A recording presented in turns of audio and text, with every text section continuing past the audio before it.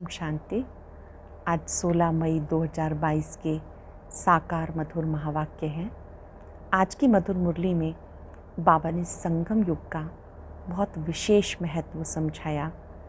ये पुरुषोत्तम संगम युग कल्याणकारी युग है। इस संगम युग में आप बच्चे बाबा के सम्मुख होते हो। बाबा स्वयं बाप, टीचर, सतगुरु बनकर अपनी मत देते हैं। इसी समय न्यारी मत मिलती है जिससे गति सदगति मिल जाती है। कहते ओहो प्रभु, तेरी लीला अति न्यारी, तेरी लीला अपरम अपार। इसी समय बाबा बच्चों को श्रीमत देते हैं। बहुत ही सुंदर बात बाबा ने सिखाई कि तुम बच्चे इस ड्रामा को अच्छी रीति जानते हो। तुम बच्चे बाप को भूल जाते हो। अशरीरी बनकर एक बाप को याद करो। देहंकार में आकर बाबा को भूल जाना ये भूल भुलैया का खेल है। अब आपको एक बाप को ही याद करना है और साथ साथ इस ड्रामा को अच्छी रीति समझना है। ऐसे नहीं जो भाग्य में होगा वो मिल जाएगा, नहीं, पुरुषार्थ फर्स्ट। इस समय ही आपको पुरुषार्थ करना है और सत्युगी दुनिया में ऊंच पद पाना है। सुनते हैं बाबा के मधुर बोल। बाबा के शब्दों में बाबा कहते, मीठे बच्चे, तुम ईश्वरीय फैमिली के हो। ईश्वरीय फैमिली का ला है भाई भाई होकर रहना। ब्राह्मण कुल का ला है भाई बहन होकर रहना। इसलिए विकार की दृष्टि हो नहीं सकती। तुम ईश्वरीय फैमिली के हो। ईश्वरीय फैमिली का ला है भाई भाई होकर रहना। ब्राह्मण कुल का ला है भाई बहन होकर रहना। इसलिए विकार की दृष्टि नहीं हो सकती। क्वेश्चन है, ये संगम युग कल्याणकारी युग है कैसे? जवाब है, इसी समय बाप अपने लाडले बच्चों के सम्मुख आते हैं और बाप, टीचर, सतगुरु का पाठ अभी चलता है।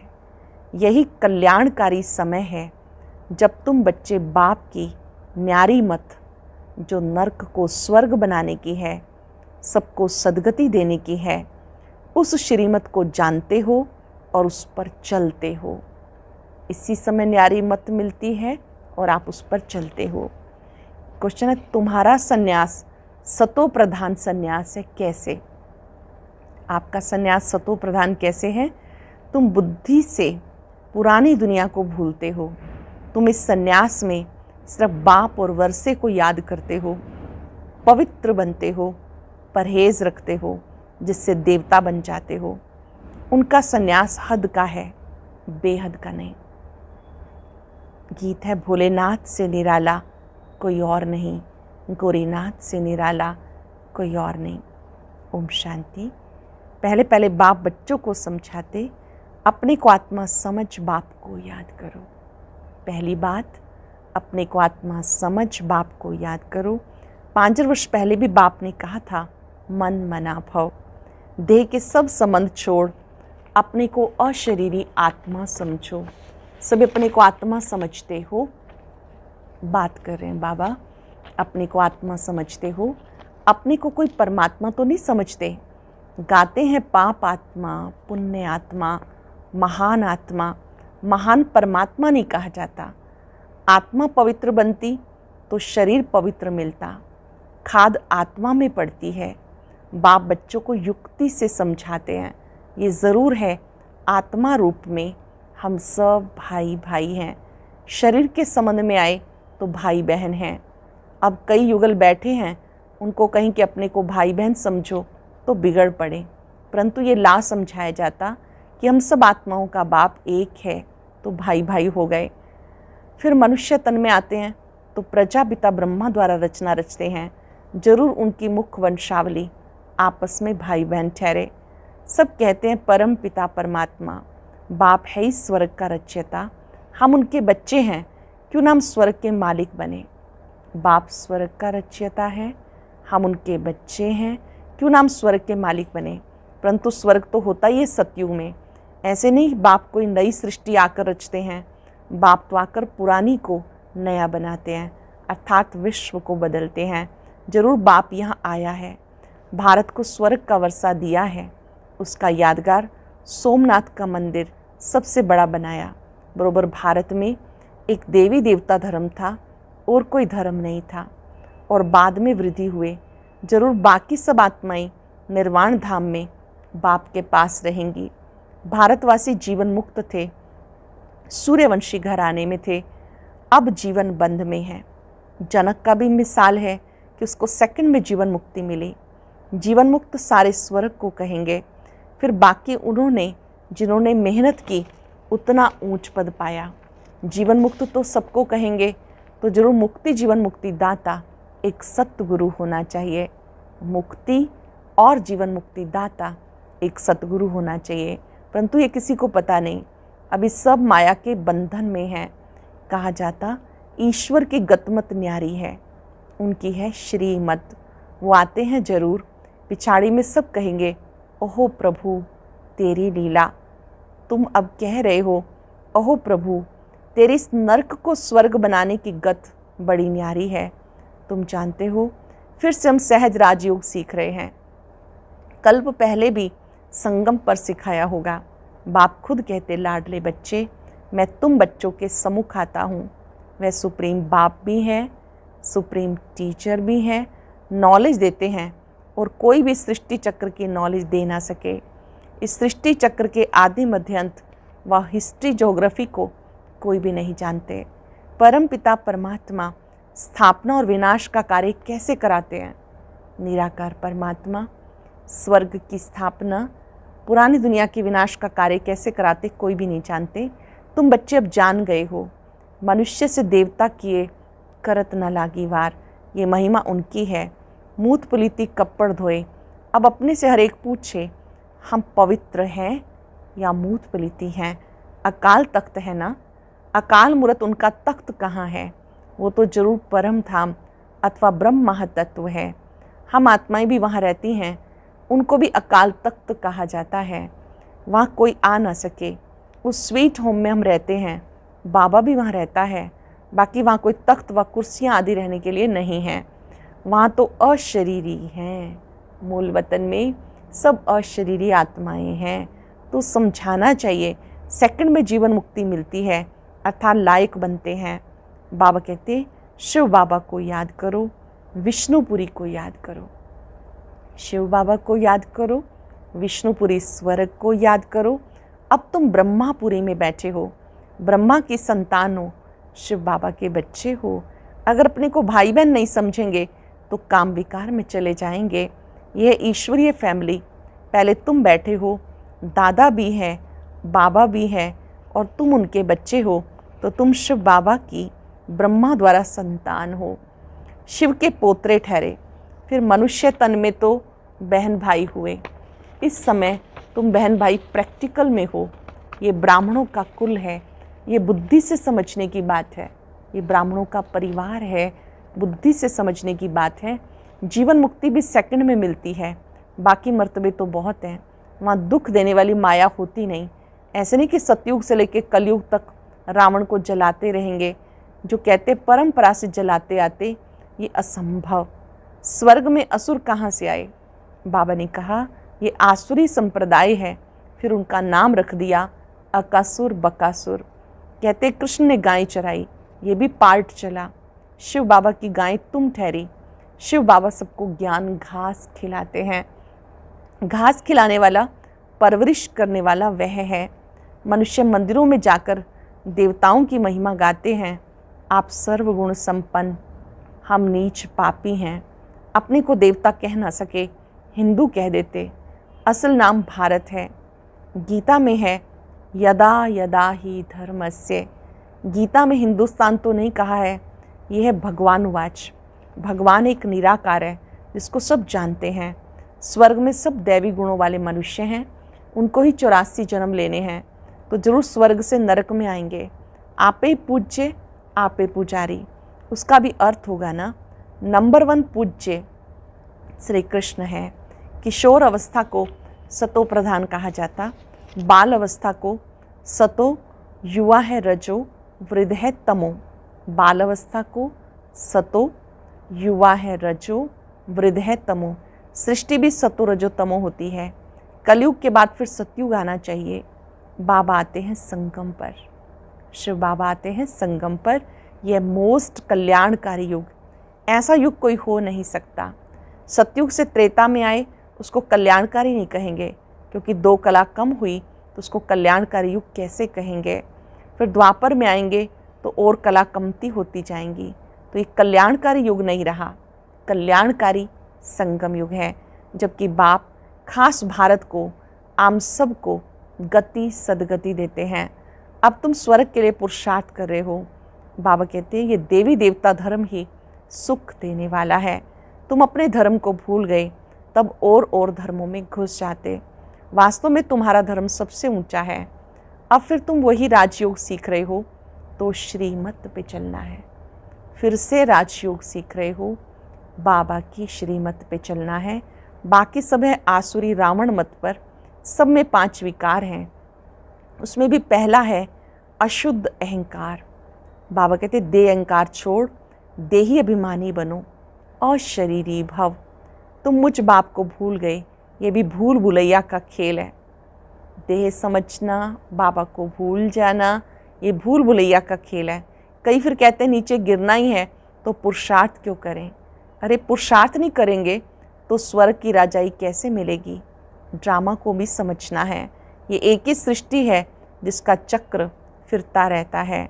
सतयुग आदि सत्य है भी सत्य, होशी भी सत्य। कहते हैं वर्ल्ड की हिस्ट्री ज्योग्राफी रिपीट होती है, तो कब शुरू होगी, कैसे रिपीट होगी, उसके लिए तुम पुरुषार्थ करते हो। बाबा कहते फिर से तुम्हें मैं राजयोग सिखाने आया हूँ, तुम भी सीखते हो। राजाई स्थापन होगी, यादव कौरव खत्म हो गए और जय जयकार हो गई। फिर मुक्ति, जीवन मुक्ति के दरवाजे खुल जाते, नहीं तो तब तक रास्ता बंद रहता। जब लड़ाई लगती है तब गेट खुलता है। बाबा आकर गाइड बनकर ले जाते हैं। लिबरेटर भी है, माया के फंदे से छुड़ाते हैं।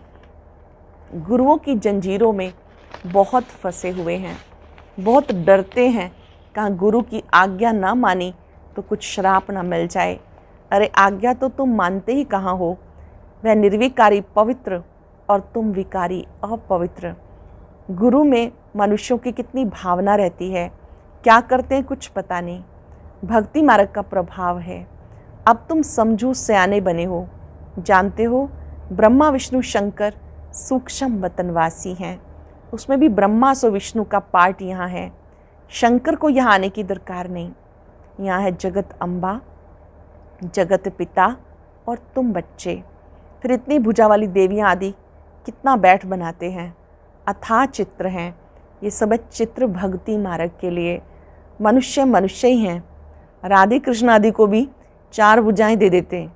दीपमाला में महालक्ष्मी की पूजा करते। वह 2 भुजा लक्ष्मी की, 2 भुजा नारायण की, इसलिए दोनों की पूजा होती है कंबाइंड रूप में। ये प्रवृत्ति मार्ग है और कुछ है नहीं। काली की जीभ कैसी दिखाते, कृष्ण को भी काला बना दिया। वाम मार्ग में जाने के कारण काली हो जाती। फिर ज्ञान चिता पर बैठने से गोरे बन जाते हैं। ज्ञान चिता पर बैठते हैं, गोरे बन जाते हैं। जगदम्बा ऐसी मीठी मम्मा, सबकी मनोकामना पूर्ण करने वाली, उसकी मूर्ति को भी काला बना दिया। कितनी देवियां बनाते हैं, पूजा करके समुद्र में डुबो देते हैं। तो ये गुड़ियों की पूजा हुई ना। बाबा कहते हैं सब ड्रामा में नूंद है, फिर भी होगा। ये सब ड्रामा में नूंद है, फिर भी होगा। भक्ति मार्ग का बड़ा विस्तार है। कितने मंदिर, कितने चित्र, शास्त्र आदि हैं, बात मत पूछो। Waste of time, waste of money. मनुष्य बिल्कुल इस समय तुच्छ बुद्धि हैं, कोड़ी मिसल बन जाते हैं। बाबा कहते हैं भक्ति मार्ग से भटकने से मैं तुम्हें छुड़ाता हूँ। बाबा इन झंझटों से छुड़ा देते। सिर्फ बाप को, वर्षे को याद करो। पवित्र जरूर बनना है, परहेज भी रखनी है, नहीं तो जैसा अन्न वैसा मन हो जाता है। सन्यासियों को भी गृहस्थियों के पास जन्म लेना पड़ता। वो है रजो प्रधान सन्यास, ये है सतो प्रधान सन्यास। तुम पुरानी दुनिया का सन्यास करते हो। उस सन्यास में भी कितना बल है। प्रेसिडेंट भी गुरुओं के आगे माथा टेकते हैं। भारत पवित्र था, उसी की महिमा गाई जाती। भारतवासी सर्वगुण संपन्न थे, अभी तो संपूर्ण विकारी हैं। देवताओं के मंदिर में जाते हैं, जरूर धर्म के होंगे। गुरु नानक के मंदिर में जाते जरूर सिख धर्म के होंगे ना, परंतु ये सब अपने को देवता धर्म के कहला नहीं सकते, क्योंकि पवित्र नहीं है। अब बाबा कहते फिर से मैं शिवालय बनाने के लिए आया हूँ। स्वर्ग में सिर्फ देवी देवता ही रहते हैं, ये ज्ञान फिर प्रायलोप हो जाता। गीता रामायण आदि सब खत्म होने वाले हैं। ड्रामानुसार फिर अपने समय पर निकलेंगे। कितनी समझने की बातें हैं। ये पाठशाला है मनुष्य से देवता बनने की, परंतु मनुष्य की सदगति कदाचित नहीं कर सकते। अल्पकाल का सुख सब एक दो को देते रहते। यहाँ है अल्पकाल का सुख, बाकी दुख ही दुख। सत्युग में दुख का नाम नहीं, नाम ही है स्वर्ग सुख धाम। स्वर्ग का नाम कितना माला है। बाबा कहते भले ग्रस्त व्यवहार में रहो, परंतु इस अंतिम जन्म बाबा से प्रतिज्ञा करनी है, बाबा मैं आपका बच्चा हूँ। ये अंतिम जन्म जरूर पवित्र बन पवित्र दुनिया का वर्षा लूँगा। ये अंतिम जन्म है, पवित्र बनकर पवित्र दुनिया का वर्षा लूँगा। बाप को याद करना बहुत सहज है। अच्छा, मीठे मीठे सिक्के लदे बच्चों प्रति माता पिता बाप दादा का याद प्यार गुड मॉर्निंग। रूहानी बाप की रूहानी बच्चों को नमस्ते। रूहानी बच्चों की रूहानी बाप दादा को नमस्ते, गुड मॉर्निंग। शुक्रिया बाबा, शुक्रिया। धारणा के लिए सार। पहली पॉइंट है, देह अहंकार को छोड़ देही अभिमानी बनना है।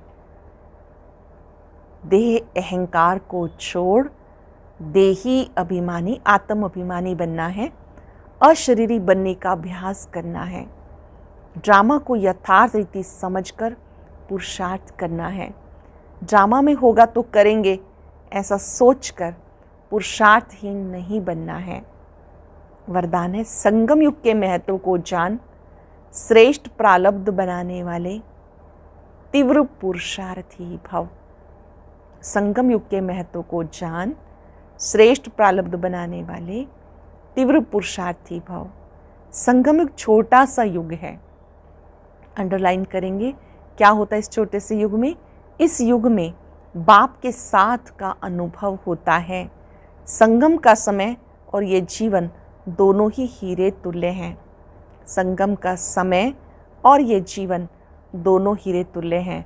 तो इतना महत्व जानते हुए एक सेकंड भी साथ को नहीं छोड़ना। सेकंड गया तो सेकंड नहीं गया, बहुत कुछ गया। सारे कल्प की श्रेष्ठ प्रारब्ध जमा करने का युग है। अगर इस युग के महत्व को भी याद रखो तो तीव्र पुरुषार्थ द्वारा राज्य अधिकार प्राप्त कर लेंगे। अगर इस युग के महत्व को भी याद रखो तो तीव्र पुरुषार्थ द्वारा राज्य अधिकार प्राप्त कर लेंगे। सरल शब्दों में संगम का महत्व सदा बुद्धि में याद रखना है। संगम के समय पर संगम का समय और ये जीवन दोनों ही हीरे तुल्य हैं। एक सेकंड गंवाना अर्थात एक वर्ष गंवाना, इस हिसाब को बुद्धि में रखना है। स्लोगन है, सर्व को स्नेह सहयोग देना ही विश्व सेवाधारी बनना है। सभी को स्नेह देना, सहयोग देना, यही विश्व सेवाधारी बनना है। आज संगम युग का महत्व बुद्धि में रखेंगे। संगम के महत्व को समझने वाली मैं तीव्र पुरुषार्थी आत्मा हूँ। चिंतन करें संगम पर क्या क्या होता है।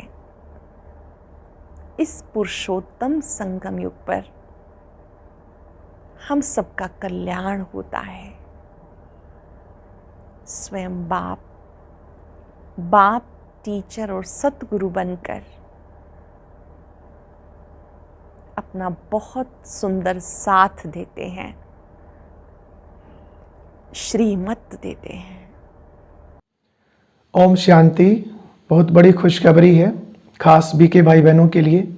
खुशखबरी ये है कि पानीपत में जो GRC नाम से रिट्रीट सेंटर बना है, उसमें बीके कॉलोनी का कार्य शुरू हो चुका है। 60% बुकिंग हो चुकी है और 40% बाकी है। आप भी चाहें तो आप भी उस बीके कॉलोनी के निवासी बन सकते हैं। आपको बताना चाहेंगे कि 5 एकड़ में बने हुए इस जीआरसी में बहुत ही सुंदर तपस्या धाम कमल पुष्प के आकार में शांतिवन की तरह ही बना हुआ है, जिसमें 108 दिन की तपस्या पिछले 5 वर्षों से प्रति वर्ष चलती आ रही है। और बहुत ही सुंदर बाबा की झोपड़ी बिल्कुल मधुबन पांडव भवन की तरह, और साथ में ये हिस्ट्री हॉल और 2000 चेयर की क्षमता का दादी चंद्रमणि ऑडिटोरियम भी यहाँ बना है। इसके साथ ही गुले गुलजार गार्डन और दादी जानकी जी के नाम से पॉजिटिव हेल्थ केयर सेंटर भी है, जिसमें आसपास क्षेत्र के रहवासियों को फ्री चेकअप व दवाइयों की सुविधा दी जाती है।